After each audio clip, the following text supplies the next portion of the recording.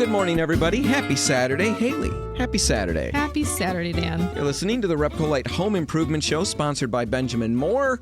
And we have got, we always have all kinds of stuff planned, so that's just dumb. I say that all the time. But it feels like a jam-packed show. We've got multiple guests today. We've got live demonstrations that are happening. So many interesting things. Haley and I have done things that we've not been able to be a part of.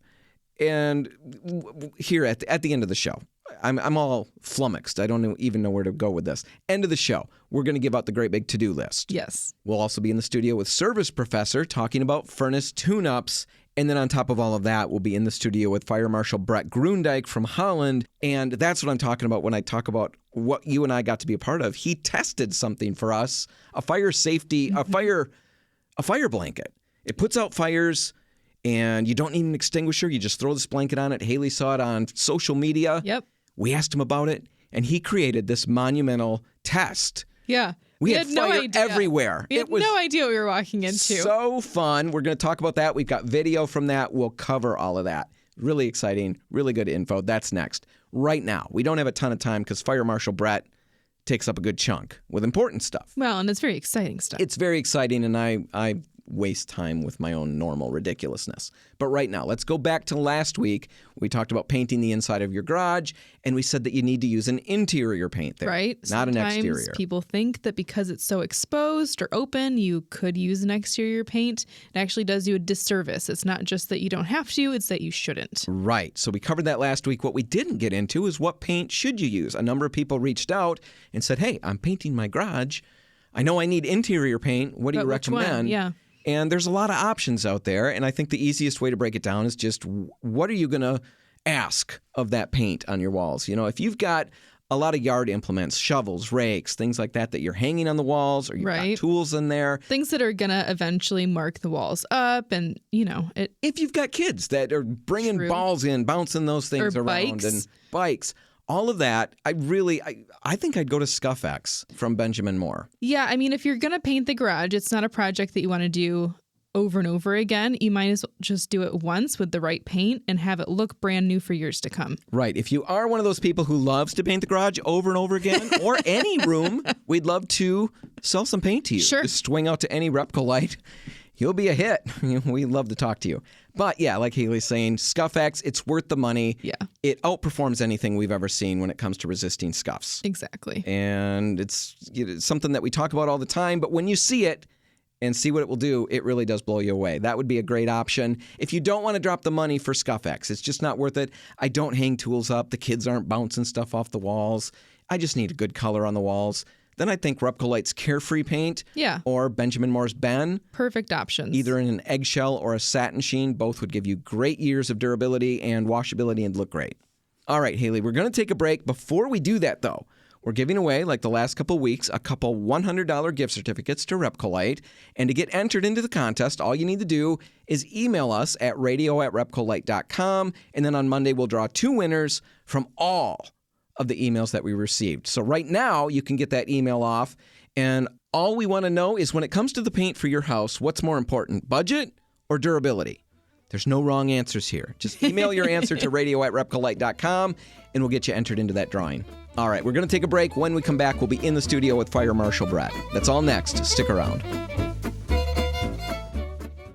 And we're back. You're listening to the RepcoLite Home Improvement Show, sponsored by Benjamin Moore. And right now, Haley and I are in the studio with Bret Groendyke, the Fire Marshal from Holland. That's Bret, correct, yeah. Thanks for being here. Thank you for having me. Yeah, you're here because Haley had a big... You stumbled on something on Facebook. So it's Fire Safety Month, the month of October. Yeah. And I think for that reason, social media has been pushing fire safety ads my way. That's good. Yeah, no, it is good.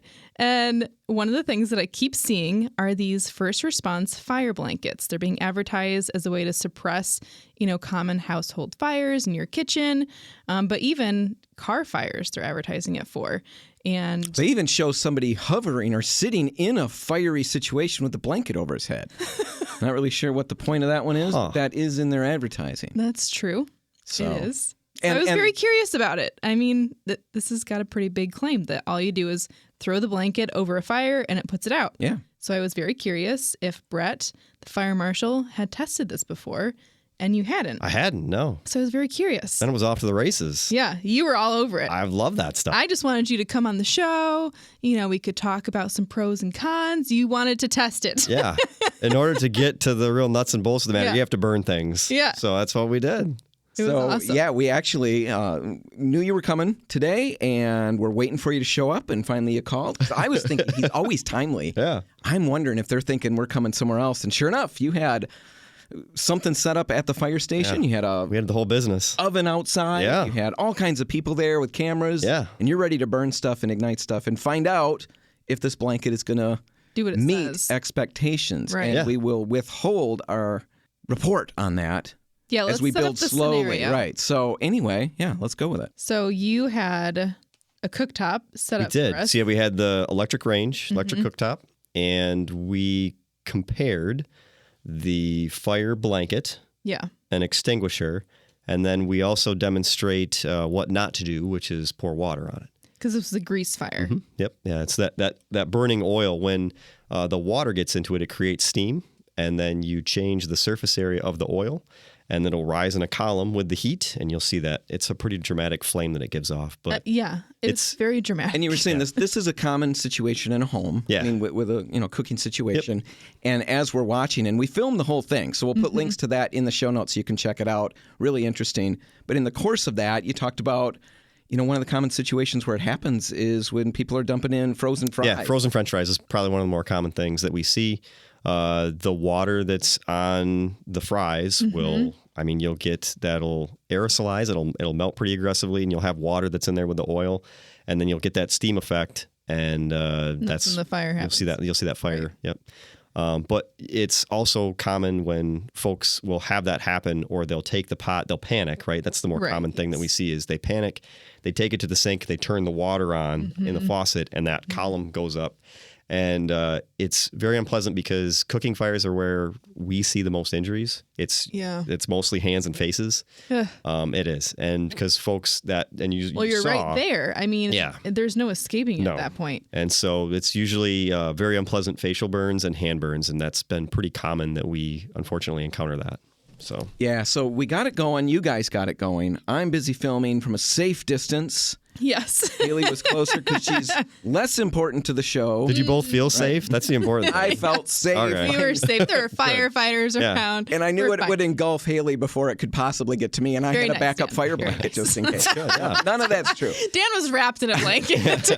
We got the fire going, and you said it started around 500 degrees or so. That You oil found starts to go right around the upper 400s, lower 500 degree mark. And then we also had our thermal imaging camera, so you guys could kind of play along at home, as it were, to see what the temperature was and how it was rising to get to that point where you'd have ignition of the vapors. Because it's not the oil itself that burns, it's the vapors. So you get that to a sufficient heat, the vapors are coming off the oil in there, and then it ignites. All right. So And this was canola oil that you were using. Yes, yeah. In this case, we use canola oil. Yep. So it ignites, and then we had a number of different things we could try. We had a fire blanket. Yeah. We had a normal fire extinguisher. Correct, yep. We had a lid. We did, yep. That's another way to go. And then we had Water. the never use little Water, jar of water yeah. on a big stick so they could dump it in from a safe distance away. Yes. Now let's just do the water first. You talked about how it springs up, but it was almost a, 10-foot? Yeah, mean, it's a column Yeah, of it's fire. a column of fire. Yeah, it's very aggressive because again, it'll follow that heat as that heat rises out of that. Because remember, we don't see the heat, right? So there's a lot of heat that's rising up from that pot. Well, and on that little thermal imaging that you had when you were measuring the temperature, you could really see how column. far Yep. that extends above a fire. You know, Yes. we talked about even just a candle has a whole footprint way above it. It does. Yep. Yeah, so you've got a fire on your stove that's concerning. You Yes. dump water on it. Now, Yes. So tons of stuff are in a involved. confined room like a kitchen, it becomes like a V-shaped plume, and so it'll roll over ceilings. It'll roll over cabinetry. The one limitation of doing this outside is that you see it and it's like, okay, yeah, it goes up, but it's like, well, you're not in a room with 8 or 9 foot high ceilings. Yeah, there's no context for it. Yes. No, it's something that it's so intuitive, fire, throw water on it. And Right. a lot of us know, I mean, you don't do that. But I think of my kids cooking, all the times that they're using something when I'm not around, Well, but you talk about the panic too. Yes. I do think even if you know things sometimes, Right. It's in the intuitive moment response. Yeah. So the water, absolute. Yeah. That's just do not do that. Yeah. So then we worked through, the fire extinguisher. We did, was the next thing. Yeah, and again, you have something like that in the kitchen, and the extinguisher type that we use is an ABC type fire. So that's good for solid fuels, liquid fuels, and energized equipment. Anything that's energized, you would de-energize it before you would engage with it. So using that, we used a few bursts on top of the stove. We prefer not to damage the prop by fully emptying the extinguisher on it. A person would fully empty the extinguisher on all of the burning material. Right, because we saw you just did a couple puffs and it came back afterwards. It did, yep, yeah. So if I just unload with my fire extinguisher onto my fire, my stove's toast. It could be. See, those are the things I'd be thinking about. Yeah, right. It could be. Do I let it burn down? Or do I wreck my stove? Yeah. Somebody get on Google. Yeah. How much is a stove? That's good, right? Yeah, it's good. Got a problem, you got to address what's going on out there. That is a good point to make, that if depending on how that extinguisher gets unloaded on the cooktop, you're going to have the potential for damage. And it's also everything that's around that, unfortunately. Yeah. Like at my house, it's the toaster, the coffee machine. I mean, the material, the extinguishing agent will go everywhere. Right. It's pretty aggressive. We're in the studio with Fire Marshal Bret Groendyke from Holland talking about the fire blanket. Yes. Something we've seen on Facebook. We've got links in our show notes. You can check it out. We tested it on site with experts all around to make sure we were safe. That was the priority of everybody there. Protect the folks from the RepcoLite Home Improvement Show, right? Yeah, absolutely. Protect everyone. Well, yes, but primarily. Dan likes to think of it as. It's my only burst of ego every week where I can just play. Because I go home with 5 kids, and believe me, there's no ego at home with 5 kids. No. But I'm sure you are their national treasure, though. I am. No, they call Nicolas Cage their national treasure. Oh, I don't know. That's something they've been saying over and over.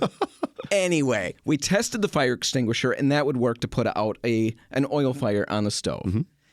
The fire blanket. Yeah. The nice thing about that is, at least in all the ads that we read, it's not going to cause a lot of mess. It's not going to cause a lot of damage like the fire extinguisher could. Right. The big question is, what did you, as an expert in this field, think about the results we got? So again, totally unbiased, right? Like, I'm not endorsing any organization, company, anything like that, but I was impressed because it did exactly what it said it was going to do. It covered the fire, eliminated the flames, so someone could reach over. Had we done this, we wanted to keep the scenario going so you could see the other 3. Yeah. But when you see the video, I could have reached over and shut the burner off, the heat off to it. In this case, I didn't. But I could have done that. Right. I don't recommend people lift it. It's going to be hot, right? But if you can cover it and limit the further extent of the damage in the space, or a kitchen, I was very impressed with the way that the whole thing functioned. And then ultimately, it did put the fire out. We went back to the fire blanket after we tested all of the other things, and the fire. I mean, it seemed like it reduced the temperature enough to where it was no longer in that ignition phase. Yeah. So they run about $35, $38, something like that. Yep, around, I think right in that zone. So it's reasonable. I think you get 2. You do. For that price, so that's pretty good. We don't think that they're reusable. Once you've done that was one of the questions. We're not sure. It sounded like that's up for further research debate. We're going to keep that one and use it again, though. So all right, so we'll find out. Yeah, we'll let you know when it burns through or whatever. But you can see the carbon build up on it. And you said that eventually can ignite. Yeah. It'll get hot enough. It'll get stuff will burn, right? Like you get stuff hot enough, it's going to burn. All right. So if fire's a big thing and you do tons of them and you use the fire blanket over and over again, you'll probably want to rotate them out. Get new ones in there. It's a reasonable Maybe approach. For regular folks, one set will get you for a while. Yeah. Hopefully. Probably. I think so. Benefits. No mess. I didn't see any. No. Not like a fire extinguisher. No. And the other thing, it was just as effective, I would say, as throwing the lid on. Yes. The nice thing is you don't have to get quite as close. You don't. You don't have to be quite as accurate with your aim. No, you don't. Exactly. Yeah, it's there was a little bit of it would have to be unfurled. It would have to be unfurled. And then, I don't know, everybody's got a different amount of space. So it's a pretty good sized square. So you wouldn't, you're going to net this thing. And so it does have to cover that entire space to really be effective. But to your point, it doesn't have to I mean, that lid is pretty precise, right? Like you got to get that lid on there. You got one shot at it. And you've got a flame coming up. Yeah. So you do have more room for error, I feel like, with the fire blanket. Yeah. Well, and there's not a lot to know about it. Like we all understand that we can just throw a blanket over something. And there's not like a technique that's required. With fire extinguishers, as silly as it sounds, I get intimidated by them. Yeah. And I'm always, am I going to do this right? Am I the proper distance from the fire? Yeah. Did you measure it? Somebody get a measuring tape so we know we're the right distance away. Yeah, and there's an acronym to follow. Yeah. Right, the ABC. Pull, aim, squeeze, and sweep. Yeah. Oh, no. No, you were correct, though. But the ABC is the rating system for the extinguisher. Pass is pull, aim, squeeze, and sweep, which is the process you would use to discharge the extinguisher. See, that was very professionally handled. You made an idiotic statement. Seemed like it was all right. So I appreciate that. I feel like I try to do that. I don't think anybody's, we're all learning things. We're all in this together, right? Yes. Yeah. Anyway, so we think the fire blanket, it's a good deal. That's something to definitely consider. All things being equal, in our totally unscientific approach here, I was impressed with, I was like, well, this works, right? Yeah. Because to have a fire, you need a fuel source, you need enough heat, and you need oxygen. And in this case, that blanket eliminates the oxygen, right? That fire is going to be covered. Right. The fire is going to burn up the oxygen. You're not going to be able to have combustion anymore in the pot because you've excluded the oxygen because it's covered. Right. And that's effectively what the lid would do also. So you've eliminated one piece of that triangle, and when you take away one component, you won't have a fire anymore. So how do you handle that? I have a big fire on the stove like that. I throw the blanket over top of it. It contains it. Yep. Good to go. Yeah. I just walk away. I don't have to call you guys. You wouldn't recommend that. So you'd probably want to you'd want to shut the burner off. Yeah. I would. So here's why I would call us, right? Is what we bring to the table is, number one, we can ventilate it. Again, going back to the scenario that we just did, there's going to be smoke in the kitchen. Right. And one of the things that we're very progressive on is trying to eliminate any sort of a toxic environment that may be in your home. Okay. So like we bring fans in, we do air monitoring for gases like carbon monoxide and hydrogen cyanide after a fire. Okay. Hydrogen cyanide being very toxic. And if the pot or anything like that had been plastic or there was any plastic components and that had burned, you've probably got hydrogen cyanide and carbon monoxide in your home. So it's not a bad idea to call us because, especially in the city of Holland, I can't speak for every fire department, but in the city of Holland, we have tools like that to be able to give people that extra peace of mind. So you don't see that as overkill or me being absolutely ridiculous? No, I don't think so. No, that feels very reasonable. All right. That's what I was getting at. Yeah. All right. No, that makes sense. I wouldn't have thought about all of the toxic stuff afterwards. Yeah. Very unpleasant. Yeah, I don't think about it either. Well, we tried to keep you guys upwind, right? I mean, no smoke is like good for you. There's no smoke that's I thought that was a hygiene reason. No. That you kept us well, and it doesn't smell good either, did it? I mean, I probably, yeah. Okay. No, it wasn't about that. No. That's where I always go. I always assume I'm being mocked in some way, and I'm trying to read through and find it. Let's go over here. Again, there's no judgment. Right? The deodorants, they just can't do it. I keep trying. Now, we really appreciate it. We've got video in the show notes. Yeah. And I can't thank you enough for all the work that you guys put in to just this little demonstration. You guys are doing the hard stuff, educating the public. We're just out there, And we're doing the heavy lifting, but we still like the little people too. I like that. I appreciate that. Thank you both. Brett, thanks for being here. Absolutely.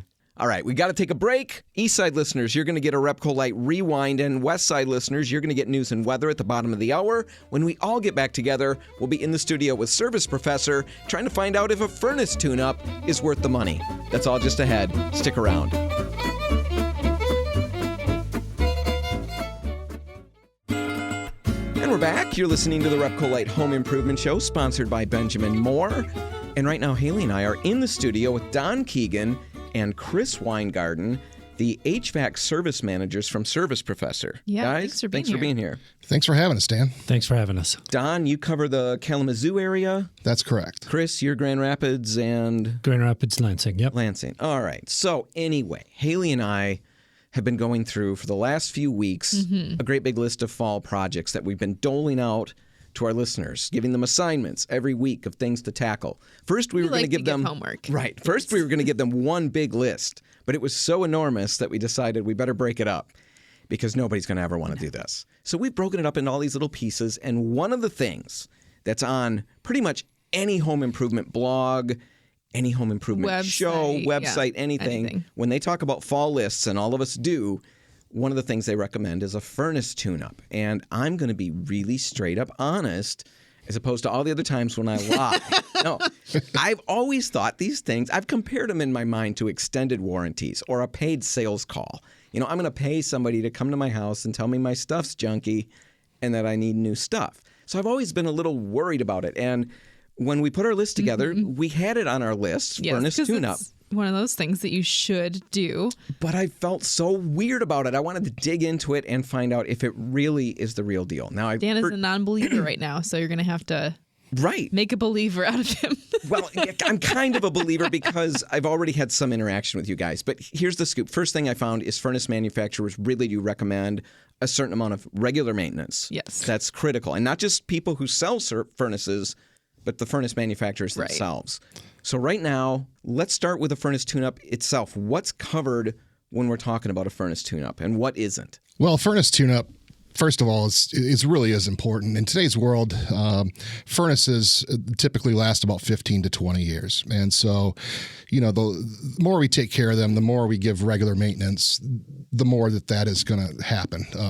If we're not taking care of these things, they're not going to last 15 to 20 years in general. And so a typical furnace tune-up, we're going to come to your door, obviously, greet you with a smile. We're happy to be there, first of all. And so the furnaces themselves are designed to be very safety sensitive. So if anything goes wrong at all, these things are designed to fail on a safeguard. So for instance, if you're not taking care of the furnaces themselves, you're burning flame on, flame off, flame on, flame off thousands of times. So there's devices that are in the furnaces that are meant to fail if they're dirty.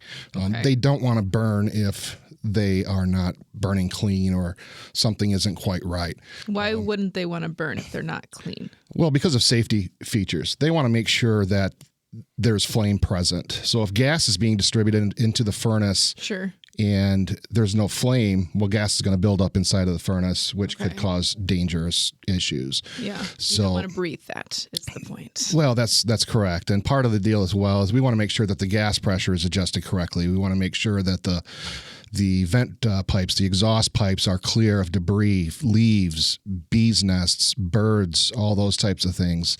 If there's anything blocking the exhaust, the furnace is going to go ahead and shut down. Possums.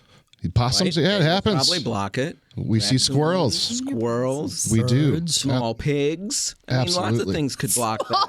And you will find those things and remove them. That's correct. Yes. So you come to our door and you're happy to be there at this moment because you haven't found any pigs or rodents or stuffed into the tubings of the mechanism. But you start where? Yeah, I mean, you'll start in the basement by where the furnace is. But you're gonna clean it? I'm assuming. It seems like, how long does this whole thing take? Yeah, so it can take 45 minutes to an hour, maybe a little more, depending on what's going on with the furnace. So the first thing we're going to do is we're going to turn the thermostat on to heat, see what's happening now. What's going on with the furnace? Is it burning clean? Is it burning correctly? Is the blower set accordingly? So all these things are very important to making sure that we have a properly functioning system. The gas coming in has to be set at a very specific pressure.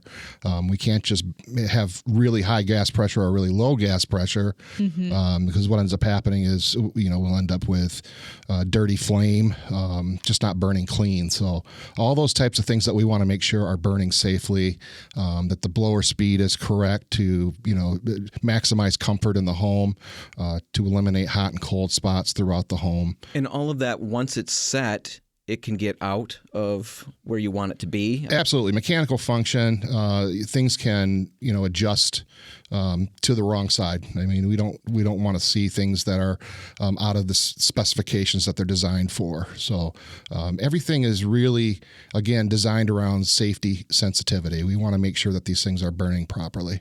All right, we're in the studio with Don Keegan and Chris Weingarten from Service Professor. You guys are the service managers talking about furnace tune-ups. And Don, you were walking us through just basically what that looks like, a lot of the different things you're looking for.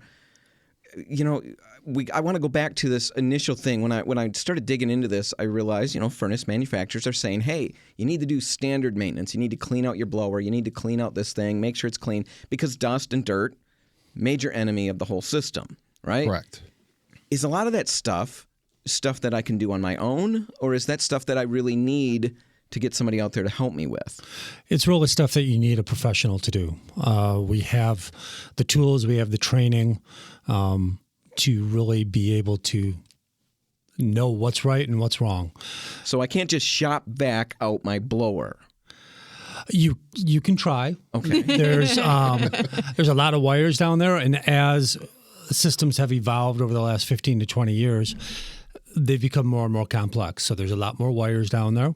The blower wheel itself it's difficult to clean, even for us. The only way to do it is to pull the entire assembly out, Oh, wow. disassemble it, wash it down somewhere, and put it all back together and put it all back in. So sometimes there's drain tubes in front of there. Your control board is down there 95% of the time with all the high voltage and the low voltage. And it's a very specific process. Is that cleaning out of the blower, is that part of a furnace tune-up, or is that something extra that I would add on if you point at it and say, look, it's covered with filth? It's got to be clean. It really depends on how dirty it is. If it's an extensive cleaning, there may be a little bit of additional charge that comes along with that. But things that you can do to protect your blower would be to change your filter on a regular basis. That's the number one thing that a homeowner can do. How often should you be doing that? At the bare minimum, once every 3 months for a pleated type filter. There's a couple different styles of filter. Now you have, like your typical 1-inch filter. You can have what's called a pleated filter. It looks like a kind of a cloth type filter. Yeah. Those are typically designed for 2 to 3 month usage. As you get into the thicker filters, maybe a 4 or 5-inch filter, those can last 6 months to a year. Okay. But changing them regularly does keep the blower wheel clean. And there's a ton of factors that go into how often you need to change your furnace filter. Some of the factors are how many people live in the home, how many animals live in the home, Okay. how dry is the air in the home, the type of floor surface that you have in the home. We have to vacuum carpet. Why? Because it gets dirty and dusty. Right. If you have nothing but solid surface floors, well, you may go through a furnace filter a little bit faster. Okay. Do you run your fan continuously to help distribute air? The more air that's gone over it, you're going to have to change it more regularly. And those are all different factors. The cheapest filter out there is that blue poly filter, poly filter. I know the one you're talking about. But it's mainly... that's equipment protection during construction. If you hold up a filter and you can see somebody through it, it's not going to stop much in the way of dust. Yes, that. Now, unfortunately, Don and I wouldn't have been in the field long enough to have seen those that are actually plugged, which is pretty amazing. Wow. And not in a good way. No, that's a lot of dust. So standard maintenance that I can do myself should be changing your furnace change that filter. Yep. And if it looks awful at 3 months, change it more regularly. In the wintertime, people burning candles puts up a lot of soot. That will turn your filter black very quickly. If you have a room humidifier and you're not using distilled water, it'll send up particles into the air, and that will plug your furnace filter very quickly. Wow. So much to think about. So... I should just. Are you getting a little nervous? I have no business being a homeowner. There's just so much that I'm completely unaware of. Yeah. I know I got a dog that sheds, so I'm sure that plays. Yeah, you were just talking about Maggie the other week. You're pulling piles of hair off of her. I can only imagine what the furnace filter looks like. We're going to have to schedule. We're just going to plan on a cleaning, and we'll build that. Perfect idea. Absolutely. So anyway, a furnace tune-up. Am I on the fence anymore? I'm not. I understand the value of it. The system is pretty sensitive. It's sensitive. I have a new truck. RepcoLite bought us a truck, bought me a truck a couple years back. Yeah. And I did oil changes like I normally do oil changes. I'll bring it in when I'm ready to bring it in. And the guy pulled me into a separate room and gave me a long talk about how the whole system is so intricate now, and we need to really be on this. And he used the "we" need to be on this. It's the way I talk to the kids. So I realized these systems, they do need maintenance, and they do need tender care. and getting a furnace tune-up. It's the same thing. Really straight up. Makes a lot of sense. And honestly, the thing that really flipped it for me, flipped the switch in my head, how much is it? Don, talk about that for a second. So our standard cost for a tune-up is $79. Now, we've been running a $49 tune-up special. You'll be able to find that and just call one of our local branches. The Kalamazoo branch is 269-364-6500. The Grand Rapids branch is 616-871-1900. And just talk to one of our call center representatives. They'll set you up with a $49 tune-up special. And that's Service Professor. That's on the west side of the state. We do have the show airing on the east side. And I believe you've got a sister company out there that we could... We do. It's Great Dane Heating and Cooling. Their phone number is 586-790-2604. All right. We'll put all of that information in the show notes. So no matter where you are listening to the show, there's somebody out there that can help you.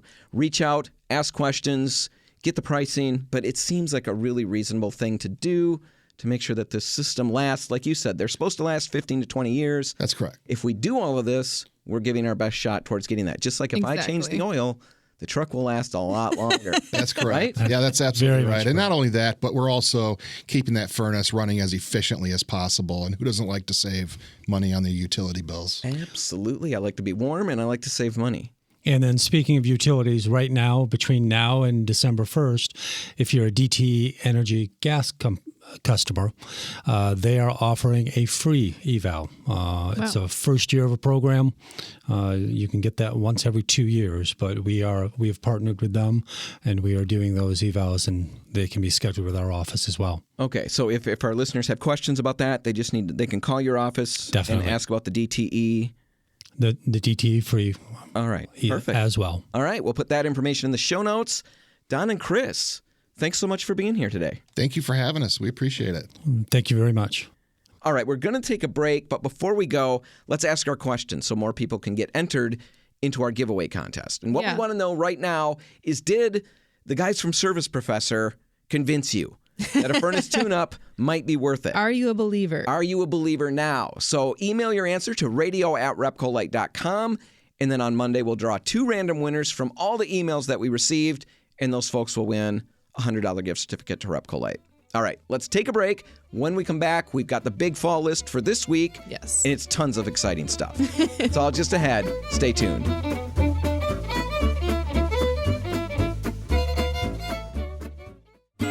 All right, Haley, so what do you think? Are you going to schedule a furnace tune-up for the week? I do believe that they are probably very, very useful, and I should, as a good homeowner, schedule a tune-up. Okay, but that is not technically an answer, Haley. I know how to parse everything you just said.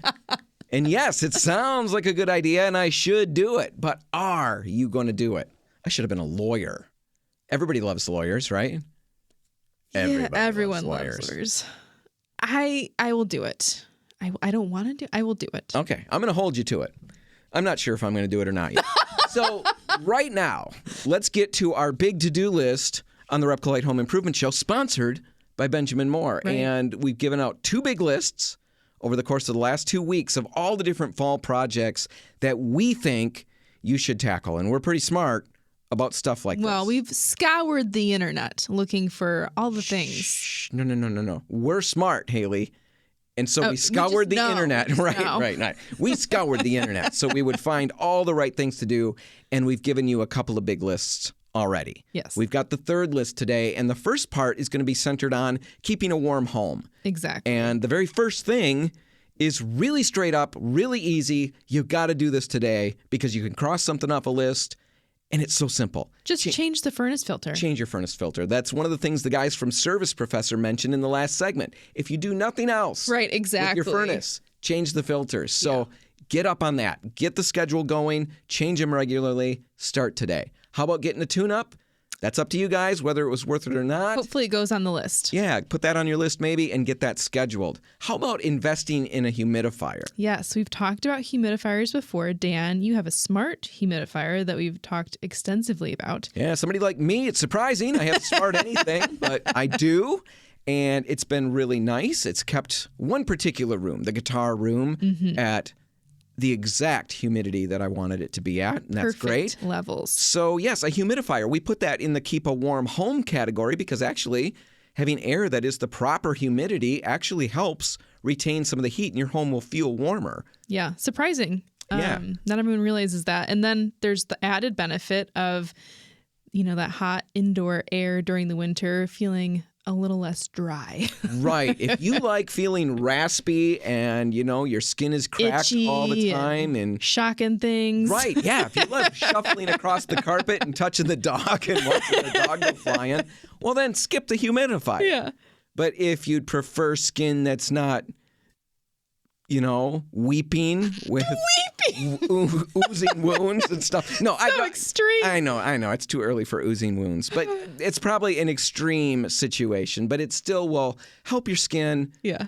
Helps save the dog from shocks. You can just pet the dog kindly. It actually helps reduce the spread of germs during cold and flu season. All you need is a humidifier. They're inexpensive. Check them out. How about making your home extra cozy? This is a Haley list. Haley part of the list. You're going to hang heavy curtains. Yeah. Yeah. I read that this can actually really help insulate drafty windows. I am not going to replace my windows right now. And I really don't I know they make those like plastic sheets that you can put over the windows and you air dry it, Oh, yeah. You use a hair dryer. Thing. I hate the way it looks. I'd rather just hang some heavy curtains during the winter. Just block out the sun and the world outside entirely, right? I mean, the sun goes down early anyways. Like, there's much more time of day where I've got things drawn because I don't want people looking in the house when it's all lit up inside anyways. Heavy curtains. You do the heavy curtains. I'm not going to do the plastic because I'm just not going to. I know that. But I'm going to keep my windows more open. I'm going to have more daylight coming through. Not open windows. Okay, so you're going to have more of a draft. Right. I'm going to have more daylight coming in. And we're going to have a little scientific experiment. We're going to see how. No, I'm saying they'll be closed once the daylight goes away. It's gone. Yeah, because it happens much sooner during winter. All right. Well, let's just skip everything I just said and move on to the next one. I'm not going to be shutting the daylight out and doing an experiment with you. All right. Well, that sounded like a lot of fun because I can only imagine psychologically what that would be like. Yes.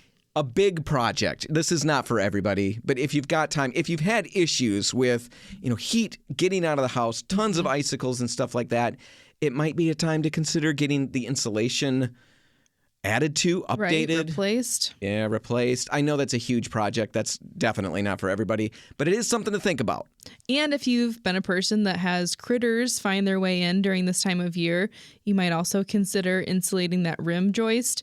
That's where a lot of them are drawn to the heat that's escaping from your house. If you insulate that, they're less likely to find you and make a home inside your home. There you go. There's a middle ground between doing the whole house, but you're still keeping out the critters, and nobody wants critters. All right, so keeping a warm home. Those are some things to look at. See if you should tackle those things this week. Now let's go to fire safety prep. Yeah. And I think now's the time definitely to do or schedule your chimney cleaning. I do my own. And so I want to get up there before it's slippery and you have like really a little cold. outfit, like a little chimney sweeping? No, but I do come out filthy when I'm done. It's kind of funny. But get on the schedule for something like that. If you're new in the house, if this is your first year there and you've got a fireplace, before you crank that thing up, definitely get the chimney inspected. And the whole fireplace should be looked at. So schedule something like that right now. How about cleaning out the dryer vent? Yeah, this is one that we usually talk about this time of year. Pull all of that lint out, get it vacuumed, and reduce the risk of anything catching fire. Right. Make a fire escape plan for your family. You want to make sure your family knows where they're going to go. It's October. It's Fire Safety Month. As we talked with Fire Marshal Bret earlier, just get a plan. It's something that we don't always think about. Make sure you've got one. Change the batteries in the smoke detectors and the carbon monoxide detectors. Get a fire extinguisher. Or a fire blanket. All right. Those are the lists. We've got notes in the show notes if you want to revisit the list and make sure that you're doing everything right. The RepcoLite Home Improvement Show way. All right. Let's give out that email one more time for our giveaway. Right. radio@repcolite.com. We want to know what's on the fall to-do list for today for you. Email that answer to radio@repcolite.com, and then on Monday, we'll pull 2 random winners from everybody that we get, and we'll get them each a $100 gift certificate to RepcoLite. All right, whatever you do today, make sure paint's a part of it. The RepcoLite stores are all open, waiting to help. I'm Dan Hansen. I'm Haley Johnson. Thanks for listening.